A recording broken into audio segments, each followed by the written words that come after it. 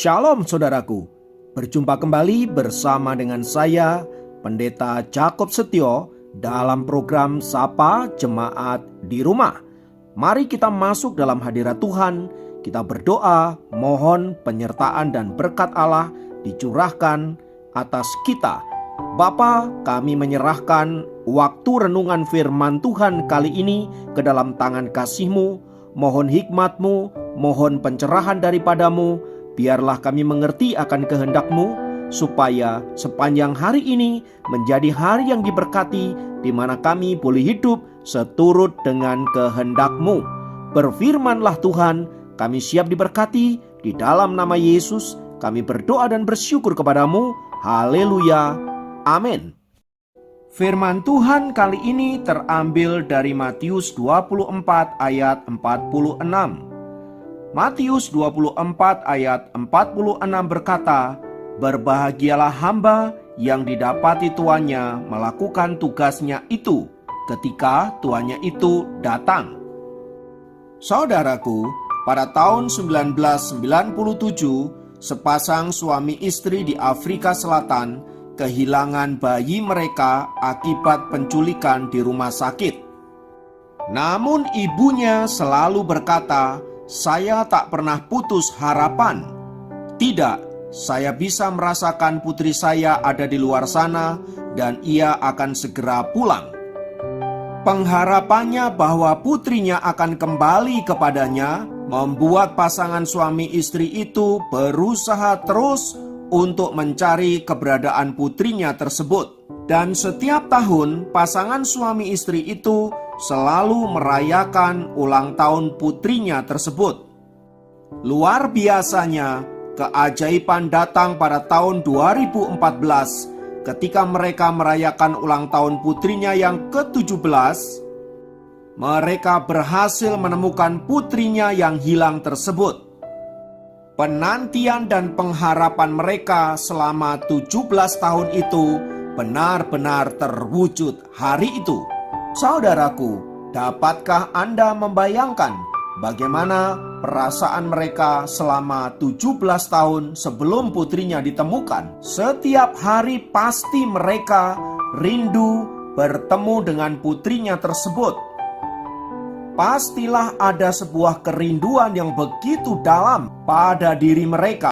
Nah, sama seperti mereka, Tuhan Yesus melukiskan kedatangannya kembali pada akhir zaman, layaknya seorang tuan yang pulang dari perjalanan jauh. Hamba-hamba yang menanti kepulangan sang tuan terbagi menjadi dua kelompok.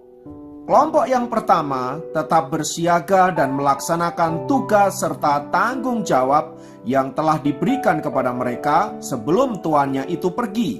Dan sambil mengerjakan tugas-tugas yang mereka lakukan, kelompok yang pertama ini selalu menantikan dan berharap sang tuan datang kembali.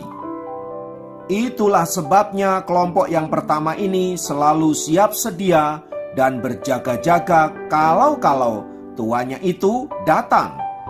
Sementara kelompok yang kedua adalah hamba-hamba yang lengah dan kehilangan arah serta tidak bertanggung jawab terhadap tugas-tugas yang mereka terima. Mereka bahkan terkesan tidak peduli apakah tuannya datang atau tidak. Berkaitan dengan kedua kelompok itu, saudaraku, Tuhan Yesus dengan tegas menunjukkan kelompok mana yang akan benar-benar menyambut kedatangannya. Memang menanti dalam pengharapan yang begitu lama tentu sangat membosankan. Hanya orang yang memiliki kedekatan dan kecintaan kepada sesuatu yang ia nantikan yang akan mengharap kedatangannya dan senantiasa siap sedia menyambut kedatangannya tersebut. Mirip kedua orang tua yang ada di Afrika itu, saudaraku, yang selalu merayakan ulang tahun putrinya setiap tahun dan berharap bahwa putrinya itu akan kembali kepadanya.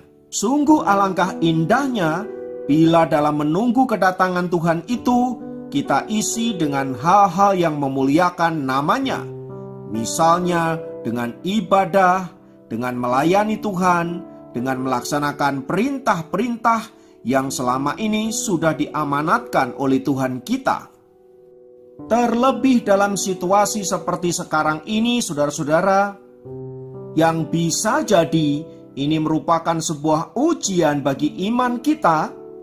Jangan sampai membuat kita terlena, yang pada akhirnya kita kehilangan persekutuan yang intens dengan Tuhan. Menjadi pertanyaan adalah, apakah kita akan tetap giat mencari Dia, melayani Dia, mengasihi Dia, atau justru kita larut dengan keadaan dan situasi yang menyebabkan kita menjadi terlena dan kemudian bisa saja kita tertinggal. Biarlah melalui firman Tuhan ini kita boleh menjadi hamba-hamba yang selalu waspada dan siap sedia.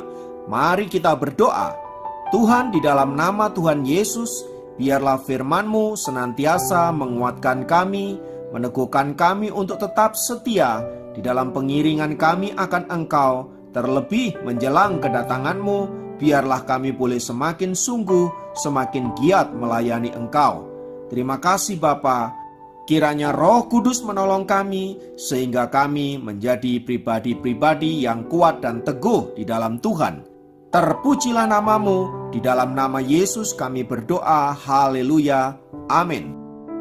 Demikian program Sapa Jemaat kali ini, sampai jumpa dalam program Sapa Jemaat yang lain. Tuhan Yesus memberkati.